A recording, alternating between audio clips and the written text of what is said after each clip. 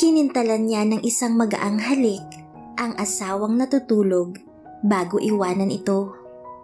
Ilang beses na ring tumawag si Zendrik dahil sa biglaang pagdating ng mga board members sa kumpanya. Kailangan niyang harapin ang mga iyon. Tina, Len, tawag niya sa dalawang kasambahay na abala sa kusina. "Sir, kakain na po ba kayo?" tanong ni Tina. "Hindi na, sa office na lang ako kakain. Si Ma'am Silinyo, natutulog pa. Hayaan niyo lang siya makapagpahinga. Tatawagan ko na lang siya mamaya." "Opo sir," sabay na sagot ng dalawa. "Salamat." Nagtungo na siya palabas ng mansyon. Nag-aabang ng kanyang driver. Mabilis siyang sumakay.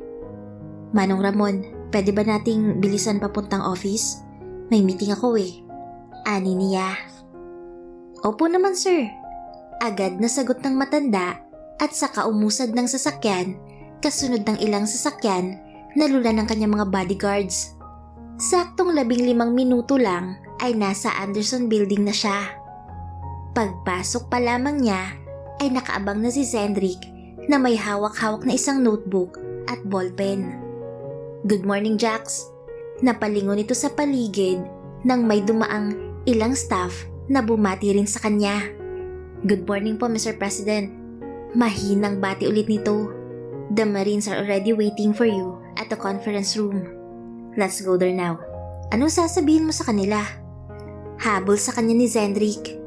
Masyadong halata ang takot sa mga mata at boses nito. "Come on, Zendrik. They are just the board. Ako pa rin ang CEO ng AGC at akong masusunod. You don't have to worry about it. Trust me." "You have a point. Pero kung makikita mong mamukha nila, it's just one of their tactics. Besides, kung gugustuhin lang kunin ang shares nila, ay hindi pa rin mapipilayan ng AGC. Remember, my wife has 20% shares in my company. There are so many people out there who will be glad if they knew once it's vacant." Pahayag niya. "Kaya ba ibinahagi mo yun kay Celine?" "One of many reasons. Yes." "You are so smart, bro. Hindi na ako magtataka kung isa sa mga araw na to ay si Celine na ang maging CEO. Natatawang sabi ni Zendrik. Nginitian niya na lamang ito. "So, totoo nga?" Hindi niya ito sinagot at pumasok na lamang sa elevator. Diretso na sila sa conference room paglabas ng lift at bumungad sa kanya ang mga board na kumpletong nakaupo. Ang usap-usapan ng mga ito ay natigilan ng siya'y masilayan. "Good morning, Mr. President."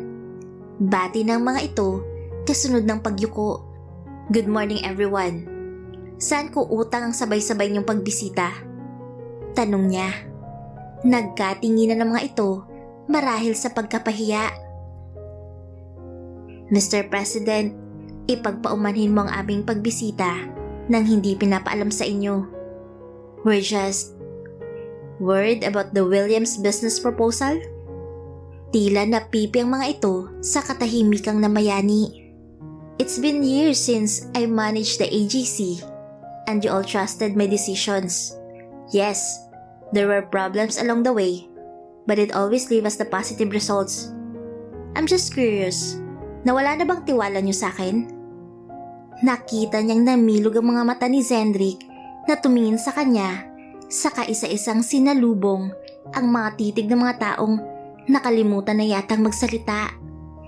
"We only wanted to help you decide, Mr. President." Si Mr. Flores. Nakayuko pa rin ito habang nagsasalita. "The Williams are sending us emails non-stop. They need an urgent response from the AGC. Dahil kung hindi, ay maghahanap sila ng ibang kumpanya na kayang tapatan ang serbisyong kinakailangan nila." Ani pa nito. "Nais lamang din namin malaman ang desisyon mo, Mr. President. Dahil ikaw pa rin po ang CEO ng AGC, ay kayong kinikilala ng lahat pagdating sa mga bagong business ventures, lalo na po kung sa ibang bansa." Si Mr. Santiago. "Yes, Mr. President. Sabay-sabay na tugon ng iba pa. Thank you sa mga sinabi nyo. I appreciate everything you said. But please, kung gusto nyo talaga akong tulungan, ay hayaan nyo kong makapag-isip. It could be best for our company, or it could be worse. Ayokong isipin ang hindi magagandang bagay but it never leaves my mind after reading their email to me. Nagkatinginan ng mga ito sa bawat isa. To tell you honestly, it's been years since I contacted the Williams. My family, especially my lost grandfather, wanted to extend the AGC into an oil company. Despite of all my efforts, I always get rejected. Now, if you were me, how would you respond to their sudden proposal? Hinintay niya kung sino ang unang sasagot sa kanyang tanong. If you felt pressured by their non-stop emails, give some suggestion about it. You may also present to me the advantages and its opposite based on your analysis. Dagdag na sabi niya. My office is very much welcome for everyone. Just let Zendrik know. Tumangu-tango ang mga ito. For the meantime, let's end the meeting here. Pagkasabi, ay tumungo siya saka tumayo upang lumabas na ng conference room. That's awesome, Jackson. Napangangamong lahat ng mga nasa loob ah. Humahabol na sabi sa kanya ni Zendrik. Ngumiti lang siya. Tumutunog ang mobile phone mo. Ani nito. Agad niyang kinuha ito sa kanyang bulsa. Napakunot ang noon niya nang makita ang pangalan ni Tina sa screen. Hello, Tina?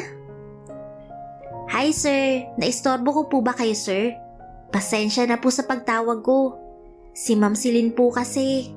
Sabi nito. Anong nangyari sa Ma'am Celine mo? Napatigil siya sa paglalakad. Nahintakutan siya sa susunod na sasabihin ng kasambahay. Gusto raw po kayo makausap. Sagot nito na tumagos yata sa mobile phone ang hagikik nito. Dinaig pa yata niyang araw sa liwanag na idinulot sa kanya dahil sa sinabi ni Tina. Sure, hindi naman ako busy. Ani niya. Si Zendrik naman ay napatakip ng bibig. Sweetie? Tanong ng nasa kabilang linya. Good morning baby, kagigising mo lang? Kumikibot-kibot ang labi na sabi niya. Kani-kanina lang, nakaalis ka na pala. Tugon ng asawa. Yeah, may bigla na akong meeting but it's okay now. Why are you using Tina's mobile phone? Tanong niya. Lobat yung sa akin eh. Can I make a request? Anything for my baby. Ani niya na napakagatlabi pa. Sabayan mo akong kumain ng lunch. I miss you already. Halos bulong na sabi ni Celine. Napalunok siya ng ilang beses. Nagsisimula na naman siyang matunaw dahil sa uri ng paglalambing ng kanyang asawa. Kung tutuusin, kung naisin ni Celine ng araw at buwan, ay ibibigay niyang mga iyon upang mapaligaya lamang ito. Of course, my love. I'll be at home before you knew it. No, pupunta ako dyan. Tumawag rin kasi si Mom at nagpapasama sa akin so right after we eat lunch, aalis kami ni Mommy. What is that for, sweetie? Sweetie, are you mad? No, baby. Are you sure? Paninigurado nito. Yes, my wife. I'll gonna fetch you at home, ha? Sabihan ko na rin si Mom at Dad na sumabay sa atin. Tugon niya. Sounds great. I love you, sweetie Jackson. No, I love you most. Pumasok na siya ng opisina. Si Zendrik ang nagsara ng pinto. Ganyan ba talagang nagagawa ng may asawa sa bahay? Maya-maya ay tanong ni Zendrik. Tila ba nahihiwagaan ito? Formal itong umupo, sakay pinatong ang dalawang kamay sa hawakan ng swivel chair. What do you think? Sagot niya na nakatuon pa rin ang tingin sa mobile phone na nasa kamay niya. That's insane. Yeah, I guess so. Wala ka bang someone ngayon? Napailing ito sa tinuran niya. That someone may be outside of this world. Ayaw magpakita sa akin eh. Sabay silang natawa. But seriously, naku-curious ako to have someone. It's just that She never came along. Ani nito. Bumukas ang pinto. Hey, hey, hey! Kapansin-pansin ang bagong gupit na si John. Bakit hindi niyo man lang ako sinabihan na may meeting pala? Ang tungkol sa someone ang pag-uusapan. Ang ngiti nito ay makahulugang ibinato sa kanang dalawa ni Zendrik. Alam mo John, hindi na ako magtataka kung may kapangyarihan ka na invisible woman. Bigla ka nang lumilitaw eh. Naiiling na sabi ni Zendrik. I wish I have that power so that I can use it to spy, diba? Anyway, may bagong update ba sa Williams? Yun na ngang nangyari kanina lang. All of the boards are present to meet Jackson. Kaya lang, dinaig pa ni Jackson ang hagupit ng isang ipo-ipo eh. Halos hindi sila makapagsalita when the president spoke up. Si Zendrik. The mighty Jackson Anderson. Sabi ni John na itinaas baba ang mga kamay sa kanya. Maya-maya pa ay nakigaya na rin si Zendrik. Stop you two. Saway niya sa mga ito. Natigilan naman ang dalawa. Biglang pumorma lang mga ito. We urgently need to meet the team. Hindi ko alam kung tama ang sapantaha ko pero sa tingin ko, kakailanganin natin sila. Sabi niya. Speaking of, si John, the general's calling. Matiim silang nagkatitigan ni Zendrik. Minsan lang mangyari ang ganoon. Answer it, si Zendrik at pinindot ni John ang answer call button. EAGLE, speaking general. Sagot ni John sa kabilang linya. I understand. So, bilog na bilog ang mga mata ni Zendrik. Meeting at exactly 6 in the evening, same venue. Bumaling ito sa kanya. What do you think, Jackson? Pupunta tayo. Pinal na sagot niya. Pagising niya ay nag-iisa na lang siya sa kama. Mahigpit na nakabuhol sa kanyang katawan ang malaking comforter na gamit nila sa pagtulog. Mahina na rin ang buga ng air conditioner kaya hindi na siya nakakaramdam ng sobrang lamig. Dahan-dahan siyang tumayo upang magtungo sa banyo. Napansin niyang nakalak ang pinto. Ang asawa niya talaga. Napaka-protective sa kanya. Saktong paghakbang niya papasok ng banyo ay ang pagtunog ng kanyang mobile phone. Marahil si Jackson at may nakalimutan lang. Mabilis niyang kinuha ito mula sa mesa at ang pangalan ng kanyang mother-in-law ang nakarehistro sa screen. Hello, Mom? Celine, my dear, nakauwi na ba kayo ni Jackson? Ang boses nito ay punong-puno ng sigla. Yes, Mom, kahapon po. How was your honeymoon at balisin, anak? Naistatwa siya nang marinig ang huling sinabi nito. Anak, ang sarap pakinggan. Okay naman po, Ma'am. Masaya po kami kasi pumunta rin sila Zenny, Leonard at Dylan. Good, so pwede mo ba akong samahan mamaya? Where to, Mom? May bibilhin lang ako at gusto ko na kasama ka. Si Jackson kasi siguradong busy na naman yun. Nahihimigan niyang pagtatampo sa tinig nito. Of course, Mom, no worries. Libreng-libre po ako ngayon kaya masasamahan ko po kayo. Tugon niya.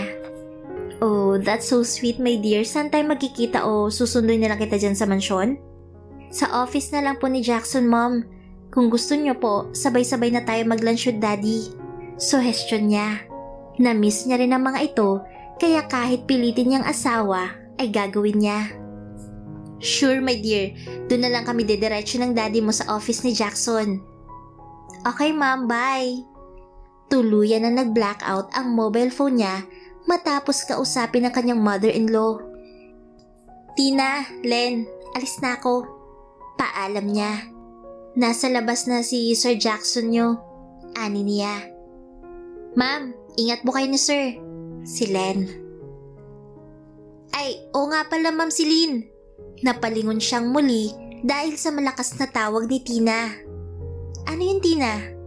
Ma'am, nakita ko po to sa nilaban kong bag na dala niyo po mula sa balisin. Hindi ko po itinapon dahil baka kailanganin po ninyo. Sabi nito at nakita niyang isang maliit na puting sobre. Huwag po kayong mag-alala ma'am, hindi ko po binuksan yan. Salamat Tina. Pasuyo naman ako sa Sir Jackson nyo. Pakisabi na may kukunin lang ako muna sa itaas. Baka kasi mainip eh. Ani niya. Opo ma'am. Sagot ni Tina, saka mabilis na tumakbo palabas ng mansyon. Umakyat siya pabalik ng silid sa itaas. Halos hindi na niya maalala ang tungkol sa puting sobre. Kinuhaan niya ng larawan gamit ang mobile phone, saka pinagpunit-punit at itinapon sa basurahan. Sinigurado niyang hindi ninuman mababasa iyon dahil sa ginawa niya. Muli na siyang bumaba upang makasalubong ang asawa na paakyatan ng hagdan. Is something wrong, baby? Masama bang pakiramdam mo? Bungad na tanong nito. No, sweetie. Hinaplos niyang kanang pisngi nito. Kinuha ko lang ang mobile phone ko sa taas. Ani niya. Are you sure? Kasi kung hindi maganda pakiramdam mo ay ako na mismo magpapaliwanag kay ma'am. Ani nito, sabay huli sa kanyang kamay. Dinala ito sa labi at hinagkan-hagkan. I'm so fine, my love. So, tayo na? Ikaw rin siguradong magtatampo na sa'yo sina mommy at daddy. Pang-aasar na sabi niya. Okay, love. Mabilis nitong ipinalibot ang kamay sa kanyang bewang. I love you. Bulong nito sa kanyang tenga habang naglalakad palabas. Nakahanap siya ng tiyempo upang saglit na mahiwalay sa asawa pagdating nila ng AGC building. Kaya siya ay nagpaalam na una nang papasok sa sarili nitong opisina. Kalat ang mga bodyguard sa paligid, lalo pa ng sumenyas ito. Wala siyang inaksaya na oras. Ang banyong tinungo niya. Tiniyak niyang nakalak iyon bago niya inilabas ang mobile phone mula sa dala niyang bag. Hinanap ang larawan ng puting sobre. Sa papel nito ay may nakasulat sa maliliit na letra. You're not in good hands. Be careful. Your husband is a big liar. He will destroy you. Walang nakalagay na kahit na anumang pangalan kung kanino ito galing. Naalala niya ang package na natanggap. Hindi kaya iisa lang ang pinanggagalingan ng mga iyon? Pero sino naman kayang taong nasa likod nito? Tiningnan niyang muli ang larawan at napansin na may nakasulat pa sa gawing gilid. Call me, ASAP. I will tell you everything. May numero doon, ngunit hindi niya maaninag ng maayos. Malabo ang kuha dahil na rin sa kanyang pagmamadali at sa maliit na pagkakasulat ng sender. Nahulog siya sa malalim na pag-iisip. Ilang minuto rin siyang nasa loob ng banyo ay hindi niya na alam. Para bang pinipilit niyang alamin at intindihin ang sulat na bumabagabag sa kanyang sistema. Love, are you okay? Ang boses na yon ang pumailan lang pagkatapos. Ilang beses rin itong kumatok. Palabas na ako, sweetie. Anong nangyari? Ang tagal mo yata sa loob. I'm sorry po, hindi ko na malayan. Kanina pa sana ako lalabas nang tumawag si Tina. Tinatanong niya kung doon tayo kakain ng dinner. Ang sabi ko, hindi pa sigurado dahil I gonna ask you first. Sagot niya. Ikinawit niyang dalawang kamay sa batok ng lalaki, dahilan upang mapangiti ito. I think tanungin natin si Mama Dad mamaya. I guess you're right. Aniya at mabilis na hinagkan ito sa labi.